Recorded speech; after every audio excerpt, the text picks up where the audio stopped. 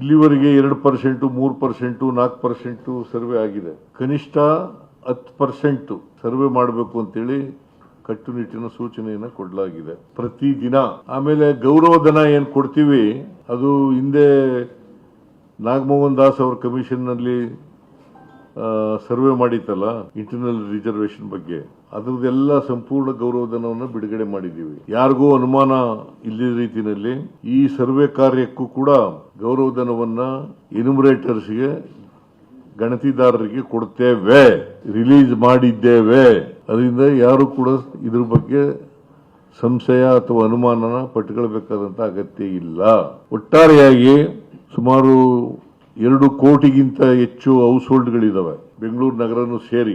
ಎಲ್ಲ ಮನೆಗಳನ್ನು ಕೂಡ ಸರ್ವೆ ಮಾಡಿ ಅವರ ಸಾಮಾಜಿಕ ಶೈಕ್ಷಣಿಕ ವಿಚಾರಗಳನ್ನ ತಿಳ್ಕೊಂಡು ನಿಗದಿತ ಅವಧಿನಲ್ಲಿ ಮುಗಿಸಬೇಕು ಅಂತಕ್ಕಂಥ ಸೂಚನೆಯನ್ನು ಕೊಟ್ಟಿದ್ದೇನೆ. ಆಮೇಲೆ ಆನ್ಲೈನ್ ನಲ್ಲಿ ಕೂಡ ಸರ್ವೆ ಅವರ ಇನ್ಫಾರ್ಮೇಶನ್ ಏನೇನು ಕೊಡ್ಲಿಕ್ಕೆ ಮಾಹಿತಿ ಕೊಡ್ಲಿಕ್ಕೆ ಸಾಧ್ಯ ಇದೆ ಆ ಮಾಹಿತಿಯನ್ನು ಕೊಡಬಹುದು. ಆಮೇಲೆ ಒಂದು ವೇಳೆ ಮನೆಗಳು ಬೀಗ ಹಾಕಿದ್ರೆ, ಬೀಗ ಹಾಕೊಂಡು ಕೆಲಸದಲ್ಲಿ ಹೋಗಿದ್ರೆ ಅಲ್ಲಿ ಸ್ಟಿಕರ್ನ ಅಂಟಿಸೋದು, ಇಂಥ ದಿನ ಬಂದಿದ್ದೋ ನೀವು ಇರಲಿಲ್ಲ, ಮತ್ತೆ ಇಂಥ ದಿನ ಬರ್ತೀವಿ, ನೀವು ದಯಮಾಡಿ ಇರಬೇಕು ಅಂತೇಳಿ ಕಾಂಟ್ಯಾಕ್ಟ್ ನಂಬರ್ ಕೂಡ ಇಟ್ಟಿರ್ತೀವಿ.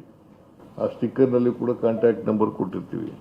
ಯಾರು ಈಗ ಗುಡ್ಡ ಪ್ರದೇಶಗಳಲ್ಲಿ, ದೂರದ ಗುಡ್ಡಗಳಲ್ಲಿ ವಾಸ ಮಾಡ್ತಕ್ಕಂಥ ಜನ ಇದ್ದಾರಲ್ಲ, ಅವರು ಇಂಥ ಕಡೆ ಎನ್ಯುಮರೇಟರು ಸಿಗ್ತಾರೆ, ಸರ್ಕಾರಿ ಶಾಲೆನಲ್ಲಿ ಸಿಗ್ತಾರೆ, ಅಲ್ಲಿ ಬಂದು ಅವರು ಮಾಹಿತಿಯನ್ನು ಕೊಡಬಹುದು. ಗುಡ್ಡ ಪ್ರದೇಶಗಳಿರ್ತವೆ, ಅಲ್ಲಿ 1 ಮನೆ 2 ಮನೆ ಈ ತರ ಎಲ್ಲ ಇರ್ತವೆ, ಬಹಳ ದೂರದಲ್ಲಿ ಇರ್ತವೆ. ಅಂತವರೆಲ್ಲ ಶಾಲೆಗೆ ಬಂದು ಕೊಡಬಹುದು, ಆನ್ಲೈನ್ ಮೂಲಕ ಕೊಡಬಹುದು. ಸಂಪರ್ಕ ವ್ಯವಸ್ಥೆ ಇರೋದಿಲ್ಲ ಅವರಿಗೆ, ಅಂತವ್ರಿಗೆ ಮಾತ್ರ ಈ ತರದ ಫೆಸಿಲಿಟಿನ ಸೌಕರ್ಯನ ಒದಗಿಸ್ಕೊಡ್ತಕ್ಕಂಥ ಕೆಲಸ ಮಾಡ್ತೇವೆ. ಪತ್ರಿಕೆಯಲ್ಲಿ ಬರ್ತಾ ಇರ್ತಕ್ಕಂಥದ್ದು ಟೀಚರ್ಗಳು ರೆಸಿಸ್ಟೆನ್ಸ್ ಇದೆ, ತಪ್ಪು ತಿಳುವಳಿಕೆಗಳಿಂದ ಮಾಡ್ತಾ ಇದ್ರು. ಅದು ಬಿಟ್ಟರೆ ಎಲ್ಲೂ ಕೂಡ ರೆಸಿಸ್ಟೆನ್ಸ್ ಇಲ್ಲ. ಒಂದು ವೇಳೆ ರೆಸಿಸ್ಟೆನ್ಸ್ ಮಾಡಿದ್ರೆ, ಕೋಆಪರೇಟ್ ಮಾಡದೆ ಹೋದ್ರೆ ಅಂತವ್ರ ಮೇಲೆ ಕಾನೂನು ರೀತಿಯ ಕ್ರಮ ತಗೊಳ್ತೀವಿ. ಸೊ ಜಿಲ್ಲಾಧಿಕಾರಿಗಳು ಈ ವಿಷಯವನ್ನ ಬಹಳ ಗಂಭೀರವಾಗಿ ಪರಿಗಣಿಸಿ ನಿಗದಿತ ಅವಧಿನಲ್ಲಿ ಸರ್ವೆ ಮಾಡಬೇಕು.